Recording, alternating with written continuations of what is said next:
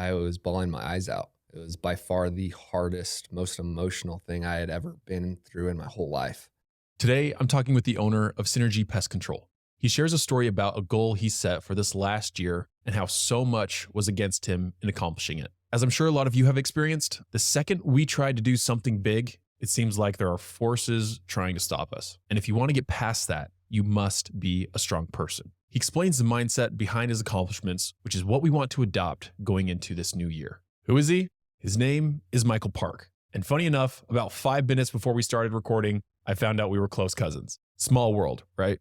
Michael explains to us how he sets goals for New Year and what he does to keep his focus on those goals even after that big wave of motivation comes from the turn of a calendar year. If you're like me, 2023 felt very much like a warm-up year. And if I want to make big moves in 2024, I'm going to follow exactly what Michael talks about. This is Utah Hustlers, a podcast on how to build your business to $10,000 a month. My name is Skylar Beidendorp, and it's my mission to help you achieve success, happiness, and freedom on your own terms.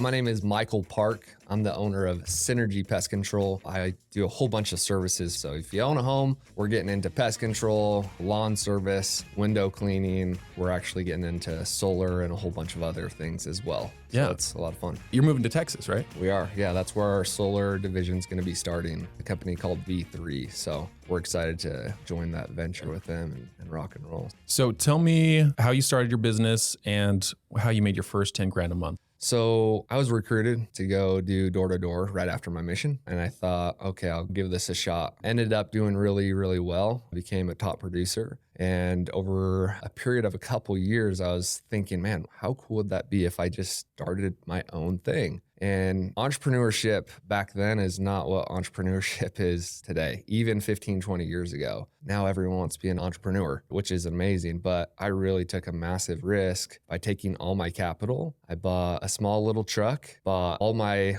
chemicals that I needed, and I would knock doors and spray them myself, knock and spray myself, knock and spray myself. And I started in January. So through the snow and through the nitty gritty type of sleet here in Utah, really just pushed through and got a whole bunch of customers through that year. Eventually hired technicians to follow me around and hired some sales guys and then in-house office people to do what I'm not passionate about, and then continue to sell and grow from there. So it's been amazing. Winner's story right there. You're doing everything yourself, wearing all the hats, kind of being a jack of all trades for a little while. So then you can get up to where hiring out the things that you don't want to do. Right. And then you ran a marathon earlier this year. What happened? Oh, man, it's a crazy, crazy event, man. I committed to 2 things in 2023, and one was a financial goal, and the second thing was to finish a marathon. And finishing is the key word there. So come marathon day, I'm feeling excited. You know, you wake up early morning there in St. George. You get up on the bus with all these people just so excited to run, and they're all stoked out of their minds. There's loud music playing and everyone's giddy, ready to get the run going. I'll just tell you, I was excited. I felt great. My body felt great. My mind felt extremely sharp. Come to find out,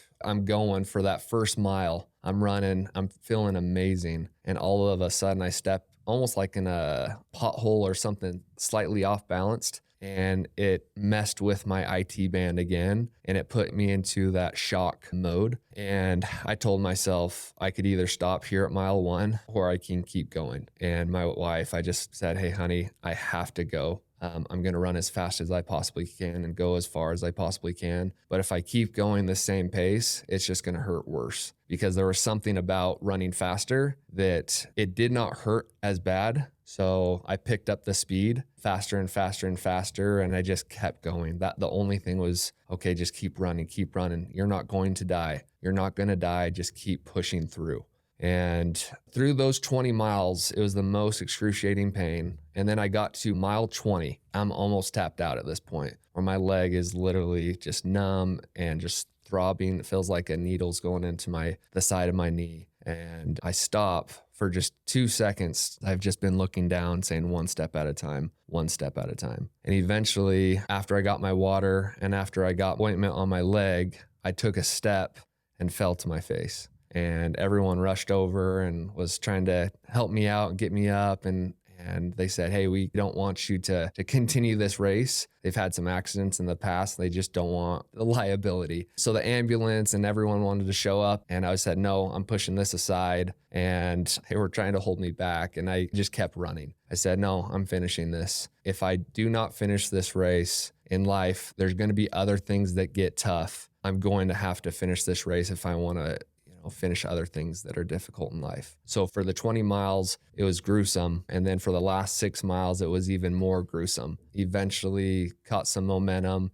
towards the last stretch of the race, people cheering you on like crazy, and was able to hobble across the finish line. And that whole challenge, I was thinking of my kids. I was thinking about my why. Why do I do this? Why am I doing this hard thing? And it really came down to, if people see me giving up, if my little daughter sees me giving up right now, what are the other things that I'm going to give up in life? And is that setting a good example to them when things get tough? So I had to get a really strong visual on my daughter just sitting at the finish line. That was my visual as I was going through all this pain, was just visualizing her sitting there at the finish line. And she's about 11 months old. And if you can put that in your thought of, I am not stopping until I get a hold of her, because she's the one that I am doing this for, and my boys and my wife. So it took a big why and to finish that line, and we got it done and finished. How did that feel when you crossed the finish line? It was emotional. I was bawling my eyes out. It was by far the hardest, most emotional thing I had ever been through in my whole life. I pushed myself spiritually, mentally, physically, in pretty much every aspect of my soul was pushing me along the way. I felt like I had a broken leg, and it was tough. It was very tough, but I felt amazing to do it, to accomplish the most difficult thing thus far in my life. And that was by far the most difficult thing I had ever done in my life. I love that. I love that story, especially because so much of it, as you were talking about it, it very much applies to our journeys as entrepreneurs. How when we start out, we're feeling great. We're like, we're going to start a business. Everything's going to go great. Like everyone else succeeds, so will I. Like it's going to be nice and easy because we see everyone else. We compare like our chapter 0 to other people's chapters 10. And we get a reality check right away. Like, oh my gosh, just because I started doesn't mean people are going to start buying from me immediately. So it kind of starts to hurt. I'm like, is this even worth it? Should I keep going? Is this how it's going to be the whole time? And we are kind of in that place of pain, I think, for a while. But the faster we move, the harder we work, the less pain we have, because we're going to start seeing more results faster. True. And like you, sometimes we fall on our face. So sometimes we do lose everything and we have to start over, or we did a bad deal with somebody and we lost a bunch of money. And you said you fell and you had a bunch of people that didn't want you to keep going. Sometimes that can be our family and business. Sometimes that can be friends. Sometimes it's just the world. It's the haters on social media. Sometimes people don't want us to move forward. And but we got to keep going anyway. Like we need to have that intuition of, no, this is my plan, God's plan for me. To touch on that, when you do start having people pulling you back, having people say, hey, don't move forward. Don't do this business. Don't try to put yourself out there. Why don't you come hang out with us? Why don't you do this? Like all these things that are like, no, come back here and holding you back. Like in this race, they didn't want me to finish. That is the number one sign you are doing the right thing, because I'll tell you 99.9% of the world is weak, and 99.9% of the world does not want you to succeed a lot of the time. And it is up to you to finish the race. It is up to you to cross that line. And so ultimately, no one is going to save you. It was up to me to cross that line. It was up to me to have the mental capacity to move forward. Yeah. And I think we're not going to keep moving forward unless we did what you did and remember our why. Like, why are we doing this? And for a lot of people, it's freedom. It's time and money freedom. That's right. People don't really cheer too much. We don't hear the cheers until we're right on the verge of success and like we're starting to see some, like we're almost there. That's when everyone was like, oh, I believed in you the whole time. I knew you could do it. Yes, exactly. You know, and that may not be everybody, but I think that's a lot of people. You know, some people are very fortunate and have very supportive family, friends, people around them. But I mean, if you haven't run into haters yet, you will. You will. Absolutely will. Well, I love that story. And I like that you planned that in 2022, I think, right? That you're going to do that in 2023. Yes, correct. And we're about to end 2023, going into 24. So I want to talk about planning out the year for business, life, goals people should set, mindset behind that, and everything that has to do with going into a brand new year. How do you plan out your year? I'm sure you've already started doing that and maybe even have a full plan already. Tell us a little bit about what your process is with planning out for a new year. Yeah, so I learned this concept by Jesse Itzler, a good friend that I went to his conference, and he talked a little bit about this. We have so many things in our life that we could focus on, right? We got family, we got school, we've got parties, we've got all these holidays, we've got our business or whatever it may be. So at the end of the day, we have to prioritize what is most important to us. We need to put the most energy into. If you put that energy into it, it's gonna, your life's gonna flow a lot better. So what I've learned is, like in 2022, before 2023, I figured I needed two things that were gonna be my main focuses. And that was a financial goal, and that was a marathon. So what you need to do, if you're a young person right now trying to figure out, man, I want to have a good year, I just don't know how to put it all together. What you need to do, sit down with someone or by yourself and get a piece of paper and a pen. This is very, very crucial to make sure that you get down the right thing for yourself. You write down maybe 5, 10, 15, 20 things that are the most important things to you. And again, mine just so happened to be a financial goal and a physical goal. Yours could be, I want to go to Dubai, or I want to go to Mexico. I want to go on this European whatever. But since this is a business podcast, let's focus on business. So if you're an entrepreneur wanting to move to the next step, you need to find out what the main thing is that you want to accomplish. Okay, maybe it is I'm at $50,000 bringing in a year or a month, whatever it is. Maybe a huge breaking point for you is hitting the 50 to 100 a month mark in your business. Then if that's the one thing that you're going to focus on, you reverse engineer it. So if you're a pest control company, let's just do that because it's simple and I've owned that company for a while now. Yeah. Okay, how many customers do I need? And what are the steps necessary to hit that $50,000 in a month or $100,000 in a month mark? And so you go through all those tiny little pieces. How many employees would I need? How much do I have to spend in ad spend? How many sales guys do I need? Or how much investments do I need for this whole big goal? You have to reverse engineer it. Look at the goal, look at the future, and then align exactly what it's going to take to make sure you hit that goal. It's kind of like the marathon run I did. I said, hey, in I believe it was October, I had a marathon, 26.2 miles. Okay, now what do I need to do to accomplish this? Okay, I hired a professional to give me a whole training breakdown on when I should run, how I should run, the shoes I should get, the food I should be eating, what I should be eating right before my races. So all this preparation leading me up to the major race, which the major race to us business owners is the end of the year. What did we accomplish this year, right? And we want to be moving the needle constantly. So those guys that are listening to this right now, what is the main thing in your business that you want to accomplish? It could be financial, or it could be that you want to just help more people, whatever it may be. Find out what it is and then reverse engineer that process for your goal. I remember when I was going hardcore with my window cleaning home service business, I was like, well, I want to make $1 million a year. Yeah. And that's exactly what I did is I was like, okay, $1 million a year is this much a month, right, this much per day. And to make that per day, I have to serve this many homes because I think my average was 250, maybe 350 a home. So I took the average and then was like, okay, it takes one person, maybe two people per home to finish it in this much time. So 2 people could finish 3 to 4 homes in a day, which means I need X amount of employees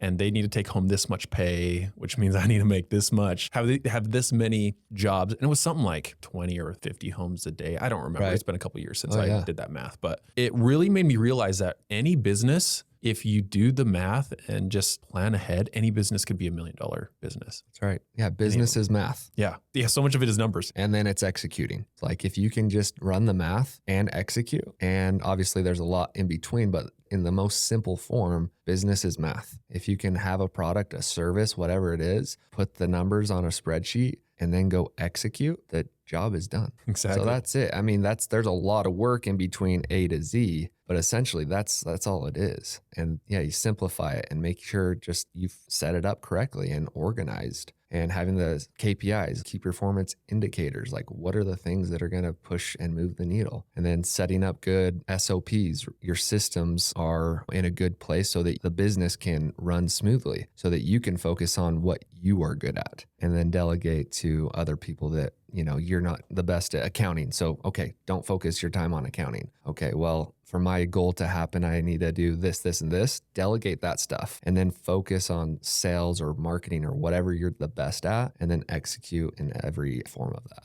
Have you read the 4-Hour Work Week? I have. Yeah. So they talk about eliminate, automate, delegate. Yep. So if there's any task, try to do any of those. Yep. If you can't eliminate it, great. But I mean, there's some things you just got to do. Absolutely. You said before you did your marathon, you hired a coach or someone to help you through and prepare for it. Yeah. How important do you think it is for people to get a coach to be able to accomplish their goals for 2024? Yeah. Whether that's a coach or a mentor, a lot of people are willing to give free information. But if you have one person that you know in your business that has already done this, I can promise you're going to save so much of your time. Probably in the podcast world, hey, you go reach out to the best podcast person and say, hey, what did you do? How do you do it? And show me some numbers of what is going to make sense. And then try to get some strategy behind it. So if you're in any sort of business, go into your niche and find the best person that is in your business, and they won't have a problem. A lot of people in business have so much pride where it's like, yo, you need to drop your pride. I've gone to so many pest control owners and so many service-based companies and saying, you guys are killing it in this aspect. What do you guys do? And they are more than happy to share that, right? And business is all about love and care and having a product that is really, really good. You can have a really, really good product, but if you don't know how to get customers, if you don't know how to fulfill those customers, like there's so many different variables within the business. So go to someone that already knows, save yourself some time, and then essentially get a mentor and have him feed you the information, feed you some day-to-day stuff. Say, hey, can I reach out to you once a month and give you a report and maybe ask you 2 questions? Something along those lines, because that will save you a ton of time in the long run. Because we're all trying to get to the end, but I'm here to tell you there is no end. So really it comes down to alignment and making sure that what is my end goal and how do I get there?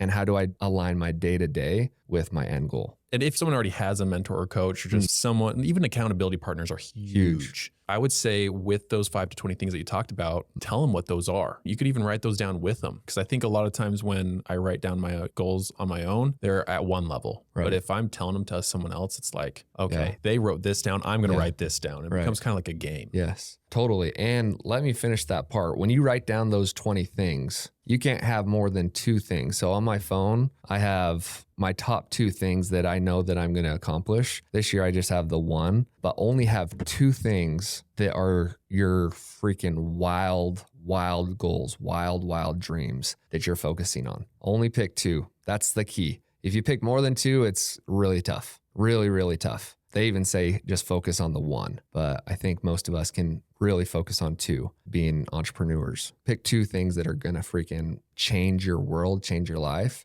and focus on those 2 things. I think for a lot of people on here, that'll be making 10 grand a month. Yeah. That'll be hitting 6 figures. And I've talked to too many people that have done 6 figures their first year in business that there's no reason why you can't do it. But it's the implementation that makes that happen. Yep. Information is not the problem. It's the implementation that's actually going to move the needle forward, like you're talking about. Absolutely. We're young hustlers. And so we want to make sure that those goals that we have by 2024, the activity is going to be a little bit different than when I'm like 80 years old. When I'm 80, I'm going to be like, I'm going to golf every golf course in, the Bahamas or whatever it may be. But for us now, right, if I want to hit a certain mark in my finances, then I have to align my daily activity with those type of activities, right? So if I'm selling solar out there, I'm going to be aligning my day with going and being the absolute best solar consultant that I could possibly be. For those 2 main big goals we have, we for sure want to set parts of our routine up for success in those areas.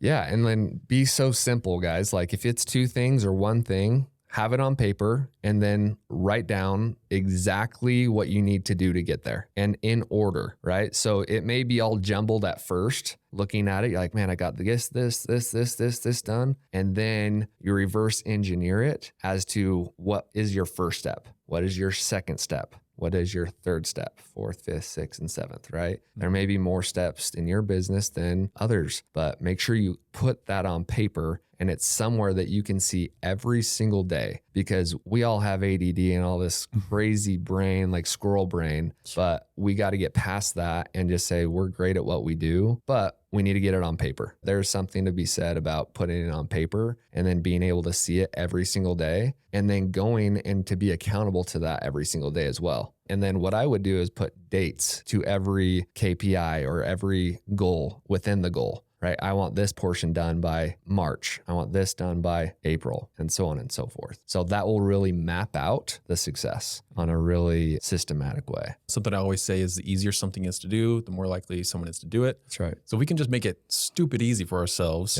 we're going to actually take action on it. Yeah. Is there anything that you do to help you stick to these routines that you set and to make it a little easier? Like, do you work up to what you want to do? Yeah, it's a good question. Most people, like I said, are weak, and most people are not willing to do the hard things during the hard times. So if you're willing to do the hard things during the hard times, you're going to capitalize. And yes, it's setting the goal, right? Having the goal out on paper. I put it everywhere excessively. I put it on my mirrors. I put my main goal everywhere. It's on my phone. Sometimes I'll write it on my hand. Sometimes, like, I am so obsessed with it that it becomes, that's what I'm thinking about all the time, all the freaking time. It's like, this is my one thing. It's getting done no matter what. And so having it everywhere is number one. And then number two is setting up, your day-to-day KPIs. What are you doing every single day, and writing those things out. And it's like a checklist thing, right? You got to make sure you get those things done. But I would say, aside from the checklist and all that, you got to get your body and your physiology right,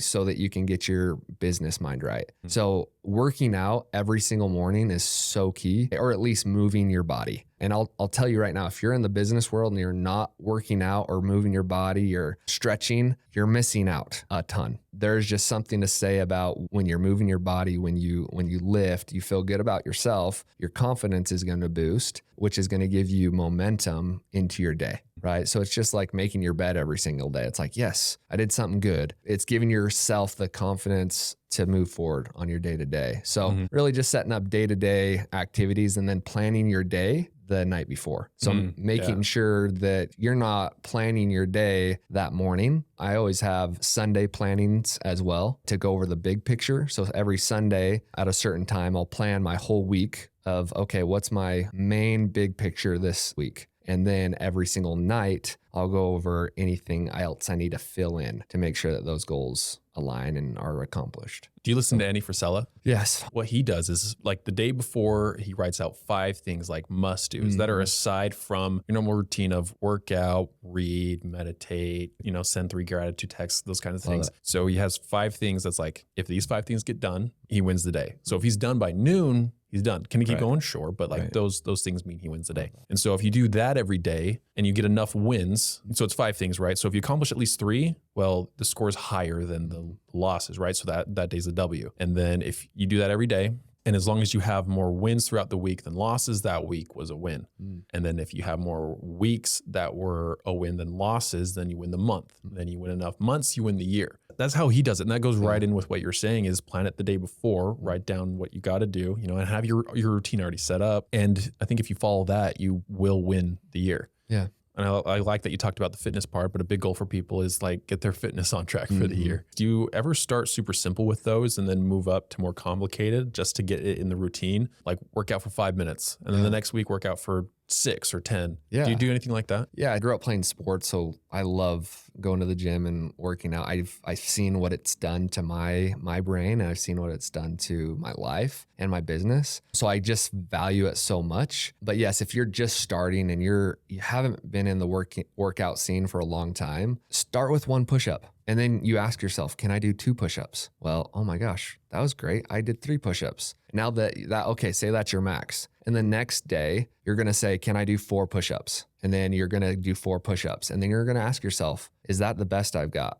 Or can I give more? And then you're going to do 5 or 6 or 7 or 8. And then eventually, just by happenstance, because of repetition and muscle mass, right? You're going to get stronger. And you're going to get stronger. And it's the same concepts in everything. The more you do, the better you get. And the way you do one thing is the way you do everything, Yes. right? So it's like this applies not only to working out, but in business. I'm big in a couple words like consistency, compounding, and alignment. Those 3 words are massive to me because if you have all those 3 things dialed in, and again, it's going to take time and patience, and you're going to have to give yourself grace. You're going to have to give yourself grace because every day is not going to be perfect. In fact, a lot of multimillionaires, they say, forget about the routines, forget about this, because there's going to be times where someone chucks something at your head and you're going to have to figure it out another way. And I like both aspects and I can see on both sides, but I think to get started, you have to have a routine every single day. Just do it. Even if it's a small one, even if it's a 5-minute routine. That's right. Work out for 1 minute, read for a minute, meditate for a minute. Yes. It could be so simple. Yep. But I think when we want to be perfect right out of the gates, kills you. Yeah, it kills us. So look at where we want to be in 3 months, maybe even in 6 months versus where we want to be at now. Because I think when we look at the long run, we make long money. We make long results, results that are going to stay.